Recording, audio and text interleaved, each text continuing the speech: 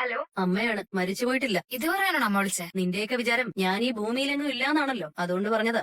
ഇവിടെ അങ്ങനെ ആരും വിചാരിച്ചിട്ടില്ല. കാണാൻ വരണ്ട, പോട്ടെ. നാട്ടുകാരെ പേടിച്ചും നാണം കെട്ടും പുറത്തിറങ്ങാൻ പറ്റില്ല എന്നൊരു ന്യായം പറയാം. ഒരു ഫോൺ കോളിന് എന്താടി ഇത്രയും വലിയ ബുദ്ധിമുട്ട്? ഫോൺ വിളിച്ചിട്ട് എന്നാ ചോദിക്കാനാ? ഒന്നുമില്ലെങ്കിൽ അമ്മ ഇതുവരെ ചത്തില്ലേന്ന് ചോദിക്കണം. അതിപ്പോ ചോദിക്കാതെ തന്നെ അമ്മ പറഞ്ഞല്ലോ. ഇങ്ങനെയാണോടി സ്വന്തം അമ്മയോട് മക്കള് കാണിക്കുന്ന സ്നേഹം? കഴിഞ്ഞ ദിവസം ഒരു നേഴ്സിനോട് ചോദിച്ചു, മക്കളൊന്നും കാണാൻ വരാത്ത എന്നാന്ന്. നഴ്സുമാർക്ക് അവരുടെ ജോലി നോക്കിയാ പോരെ. പേഷ്യന്റിനെ കാണാൻ ആരൊക്കെ വരുന്നുണ്ടെന്ന് അവരെന്തിനാ നോക്കുന്നത്? അവര് കണ്ടോണ്ടിരിക്കല്ലേ ഓരോ അമ്മമാരെ കാണാൻ മക്കള് വരുന്നതും, സ്കൂളിൽ നിന്ന് വന്നിട്ട് യൂണിഫോം പോലും മാറാതെ ഹോസ്പിറ്റലിൽ കയറി വന്ന് കെയർ ചെയ്യുന്നതും ഒക്കെ. ഇവിടെ ആരെങ്കിലും എന്നെ തിരിഞ്ഞു നോക്കാനുണ്ടോ? അമ്മയ്ക്ക് ഇപ്പൊ അതാണോ വിഷമം? മൂത്ത മകൻ ജയിലിലോട്ട് കയറിയത് അമ്മ അറിഞ്ഞില്ലേ? അതിലൊന്നും ഒരു വിഷമമില്ല അമ്മയ്ക്ക്. ഞാനൊരു ആശ്വാസത്തിന് വേണ്ടി അങ്ങോട്ട് വിളിച്ചത്. അപ്പൊ കുറെ തീയും കൂടെ കോരി എന്റെ തലയിലോട്ട് ഇടുവാണോടി? ഇവിടെ ഇരിക്കുന്നവര് തിന്നും കുടിച്ചും ഏസി റൂമിൽ കിടന്ന് സുഖിക്കാണെന്നാണ് നമ്മുടെ വിചാരം. ഞങ്ങൾക്കും ഉണ്ട് വിഷമം. അച്ഛനും അമ്മയും ഹോസ്പിറ്റലില്. വീട്ടിലെ ഏതോ ഒരുത്തിന്റെ ഭരണം. നാട്ടുകാരെ പേടിച്ച് പുറത്തോട്ട് ഇറങ്ങാനും മേല. കല്ലേറും കോക്കി വിളിയും. 2 തവണ ആളുകൾ ഗേറ്റിന് മുമ്പിൽ കൂട്ടം കൂടി ചീത്ത വിളിയും. കല്ലെറിഞ്ഞ ജനാല പൊട്ടിക്കുകയും ചെയ്തു. പഠിപ്പൊക്കെ നിന്നു. ഇനി കോളേജിൽ പോകാൻ പറ്റുന്ന ഈശ്വരൻ അറിയാം. അവിടെ ഇപ്പോ അലീനയാണോ നിങ്ങളുടെ എല്ലാ കാര്യവും നോക്കുന്നത്? അവിടെ എന്നാ നോക്കാനാ? എന്തേലും വെക്കും തിന്നും. ആരെങ്കിലും വന്നാ ഓടിച്ചെന്ന് കഥ ഓർക്കും. ഞാനാണ് ഈ വീടിന്റെ ഓണ്ടെന്ന മട്ടില പെരുമാറ്റം സംസാരം. ശിവേട്ടനും രാജീവേട്ടനും അങ്ങോട്ട് വന്നില്ലേ? ഇവിടെ ഒരു ഏട്ടനും വന്നില്ല. ഗോവർദ്ധനങ്ങളും ആന്റിയും വന്നിട്ടുണ്ടായിരുന്നു. ആന്റി ഉണ്ട് ഇപ്പൊ ഇവിടെ. സുലോചനയാണോ? ആ, അവര് കിച്ചണിൽ കയറി ഏതാണ്ടൊക്കെ ചെയ്യുന്നുണ്ട്. കൃഷ്ണമോൾ എവിടെയാ? അവൾ അലീനയുടെ വാലയെ തൂങ്ങി നടപ്പുണ്ട്. ഇതിപ്പോ ഒരു വീടൊന്നും അല്ല അമ്മേ. എനിക്ക് ഇവിടുന്ന് എങ്ങോട്ടെങ്കിലും ഇറങ്ങി പോയാ മതി. അതൊരു നല്ല വീടും കുടുംബവും ആയിരുന്നു. അലീന കയറി വന്നതോടെയാ ആ കുടുംബം ഈ അവസ്ഥയിലായത്. രോഹിയേട്ടന്റെ കാര്യം ഇനി എങ്ങനെയാ അമ്മേ? അവന്റെ ഭാവി തൊലച്ചില്ലേ? അവന്റെ പഠിത്തവും തീർന്നു. ഇനി കേസും വിചാരണയും വിധിയും ജയിലും. അങ്കിൾമാരെ നോക്കിയാ ഒന്നും ചെയ്യാൻ പറ്റില്ലേ? അവർക്ക് ഹരിയുടെ കാര്യം നോക്കണ്ടേ? പിന്നെ അവർക്കും എന്റെയും നിങ്ങളുടെയും കാര്യത്തില് ഒരു ഉത്സാഹവും ഇല്ലാത്ത മട്ട. എല്ലാവർക്കും അവരവരുടെ കാര്യം. ഇതിങ്ങനെ പോയാ മതിയോ അമ്മേ? അച്ഛനെന്താ ഇങ്ങോട്ട് വരാത്തെ? ഹോസ്പിറ്റലിൽ നിന്ന് വിടത്തില്ലേ? നീ അച്ഛനെ വിളിച്ച് ചോദിക്ക്. രോഹിയുടെ കാര്യം ഇനി എങ്ങനെയാണെന്നും കൂടി ഒന്ന് ചോദിച്ചേക്ക്. അമ്മയ്ക്ക് ഉടനെ ഹോസ്പിറ്റലിൽ നിന്ന് പോരാൻ പറ്റത്തില്ലേ? കുറച്ചു ദിവസം കൂടെ കഴിയും. അതുവരെ അവിടെ തന്നെ പിടിച്ചു നിക്ക്. ശരി. എന്നാ കട്ട് ചെയ്തു. ഞാൻ വെക്കുവാ. പിള്ളേരെ വിളിക്ക്. ഓരോന്നിന്റെ മുഖം കണ്ടാ മതി. ഒരുമാതിരി വാടി തളർന്ന പോലെ. കൃഷ്ണമോളെ വാ, ചായ എടുത്തിട്ടുണ്ട് കേട്ടോ. വാ മോളെ, നീ ചെന്ന് ബബിതയെ കൂടി വിളിക്ക്. ഞാൻ വിളിച്ച അവള് വരത്തില്ല. ആ ബബിത എന്നെ അങ്ങനെ ഒരു സ്വഭാവം. വീട്ടിൽ വരുന്നവരോടൊന്നും മിണ്ടത്തില്ലേ? സാമാന്യ മര്യാദകളൊക്കെ കുഞ്ഞായിരിക്കുമ്പോ മുതൽ പഠിക്കേണ്ടതല്ലേ? അത് പഠിച്ചിട്ടില്ല. വീട്ടിലൊരാൾ വന്നാ അത് ആരാന്ന് ചോദിക്കില്ല.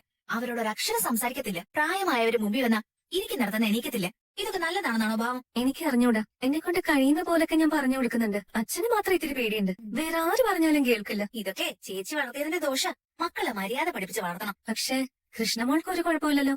അവൾക്കറിയാം ഓരോരുത്തരോട് എങ്ങനെയൊക്കെ പെരുമാറണമെന്നും ആരെയൊക്കെ റെസ്പെക്ട് ചെയ്യണമെന്നും. ചേച്ചിക്കറിയത്തില്ല.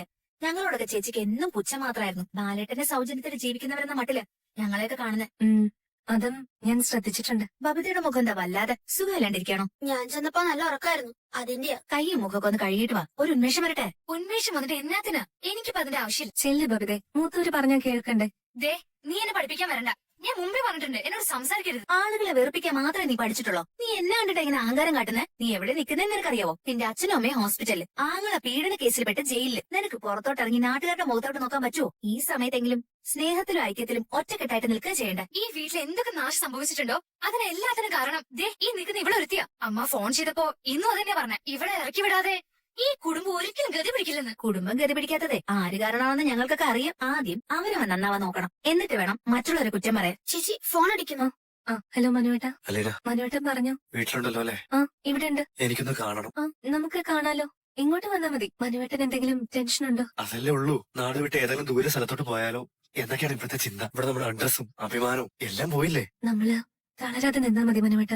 നമ്മൾ ഉണ്ടെന്ന് കരുതുന്ന അഭിമാനവും അഡ്രസ്സും ഒന്നും നമ്മുടേതല്ല. അത് വേറെ ആരൊക്കെയോ സൃഷ്ടിച്ചു വെച്ചേക്കുന്നതാ. നമ്മള് വേറൊരു നാട്ടിൽ ചെല്ലുമ്പോ ഇതൊന്നും നമ്മുടെ കൂടെ വരുന്നില്ലല്ലോ. നമ്മൾ ആ നാട്ടിലെ 10,000-കണക്കിന് മനുഷ്യരിൽ ഒരാൾ മാത്രമല്ലേ? അത്രയും ഉണ്ട് നമ്മള്. അങ്ങനെ വിചാരിച്ചാ മതി. നമുക്ക് സംസാരിക്കണം. കുറെ കാര്യങ്ങൾ പറയാനുണ്ട്. ഞാൻ വരാം. ഇപ്പൊ വയ്ക്കുവാണേ. ശരി മനുവേട്ട, ബൈ. ശരി. ഒരു വിസിറ്റർ വന്നിട്ടുണ്ട്. ആരാ? മനുശങ്കർ. മുമ്പ് വന്നിട്ടുള്ള ആളാ. വരാൻ പറ.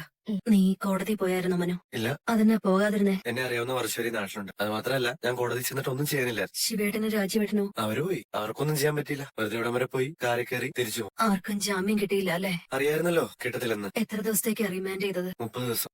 30ഓ? 14 ദിവസമൊക്കെ അല്ലേ സാധാരണ റിമാൻഡ് കാലാവധി? ഇത് സാധാരണ കേസല്ലല്ലോ. ഇതിപ്പോ നാട് മുഴുവൻ ചർച്ച ചെയ്യുന്ന കേസാ. ഇതാർക്കാ ഇതൊക്കെ ചർച്ച ചെയ്യാഞ്ഞിട്ട് ഇത്ര വിഷമം? മനുഷ്യർക്ക് വേറെ പ്രശ്നങ്ങളൊന്നുമില്ലേ? ഇതോടെ എല്ലാവരുടെ എല്ലാ പ്രശ്നങ്ങളും ഒന്ന് തീർന്നോ? വേറെ ആണെങ്കിലും മക്കളുടെ കേസായിരുന്നെങ്കിലേ നമ്മളും താല്പര്യത്തോടെ ഇതേപ്പറ്റി പറഞ്ഞേനെ.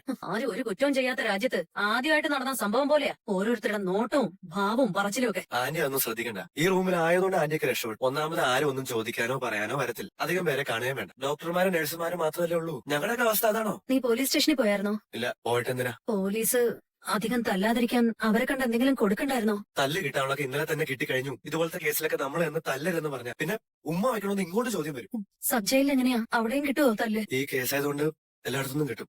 അവന്മാർ ഒറ്റെണ്ണം പോലും ഗുണം പിടിക്കത്തില്ല. ആര് പോലീസുകാരാ? എല്ലാവരും നമ്മുടെ പിള്ളേരെ കണ്ണീ ചോരയില്ലാതെ തല്ലി ചതച്ചവന്മാരെല്ലാവരും. ഒരു വീട്ടിലിരുന്ന് വേറൊരു അച്ഛനും അമ്മ ഇതിനേക്കാളും മനസ്സൊന്ന് ശപിക്കുന്നുണ്ട്. ആരെന്നറിയണ്ടേ? റേപ്പ് ചെയ്യപ്പെട്ട ആ പെങ്കൊച്ചിന്റെ അച്ഛനും അമ്മയും. പെൺകുട്ടികളായ അടങ്ങി വീട്ടിയിരിക്കണം. ആമ്പിള്ളേരെ കണ്ണും കൈയും കാട്ടി വിളിക്കുന്നിടത്തേക്ക് പോകരുത്. ആണിന് പെണ്ണിനോടും പെണ്ണിന് ആണിനോടും പ്രേമം തോന്നിയിട്ടല്ലേ ഇങ്ങനെയൊക്കെ പോകുന്നത്? സ്നേഹിച്ച ആളോടുള്ള വിശ്വാസം കൊണ്ടല്ലേ വിളിക്കുന്നിടത്തൊക്കെ ചെല്ലുന്നേ? പഠിക്കാൻ വിട്ടാ പഠിക്കണം. +2 പഠിക്കുന്ന പെണ്ണല്ലായിരുന്നോ? 4 ചെറുപ്പക്കാരുടെ ജീവിതം വെറുതെ തൊലച്ചു. അതേപറ്റി ഒന്നും പറയണ്ട ആന്റി. സത്യം പറഞ്ഞ അലീനയാണ് ഇതിനെല്ലാം കാരണക്കാരി. ഇത് ഞാൻ ആദ്യം മുതലേ പറയുന്നതല്ലേ. അവളൊരു ബാധ വന്നതുപോലെയല്ലേ വീട്ടിലോട്ട് കയറി വന്നത്. നിനക്ക് ഏത് സമയത്ത് തോന്നിയ ദുർബുദ്ധിയാ അത്? ആന്റി ഞാനതല്ല ഉദ്ദേശിച്ചത്. അലീനയുടെ നേർക്ക് ഇതേ അറ്റംപ്റ്റ് നടന്നല്ലോ കുറെ നാൾക്ക് മുമ്പ്. അവൾ ആളുകൾ കണ്ണും കൈയും കാണിച്ച് വിളിച്ചെടുത്തോട്ട് പോയിട്ടല്ല മറ്റൊരു രണ്ടുപേരും അവളോട് വേണ്ടാതിനെ കാണിച്ചത്. എന്നാൽ ഇതിനെ പോലീസ് കംപ്ലൈന്റ് ചെയ്തിരുന്നെങ്കിൽ ഹരിയും ലോഹി ഇപ്പോഴും ജയിലിൽ കിടന്നത്. എങ്കിൽ ആ പെൺകുട്ടി രക്ഷപ്പെട്ടനെ. മറ്റേ 2 ചെറുപ്പക്കാർക്ക് ഇങ്ങനെ അവസ്ഥ വരികയും ചെയ്യില്ലായിരുന്നു. നീ ഇപ്പോഴും അലീനയുടെ മറ്റേ പെണ്ണിന്റെ സൈഡല്ലേ? ന്യായത്തിന്റെ സൈഡാ. മനു, അവനവന്റെ ആൾക്കാരാ എപ്പോഴും വലുത്. നമ്മൾ എപ്പോഴും അവരുടെ കൂടെയാ നിൽക്കേണ്ടത്. എല്ലാവരും അതല്ലേ ചെയ്യുന്നേ. നീ മാത്രം എന്നാ ഇങ്ങനെ തലതിരിഞ്ഞു പോയേ? അതെനിക്ക് മനസ്സിലാവാത്ത. അത് കുഴപ്പമുണ്ട് എനിക്ക്. നീ ഒരു കാര്യം ചെയ്യും. ന്യായവും നീതിയൊക്കെ പറഞ്ഞോണ്ട് നിൽക്കാതെ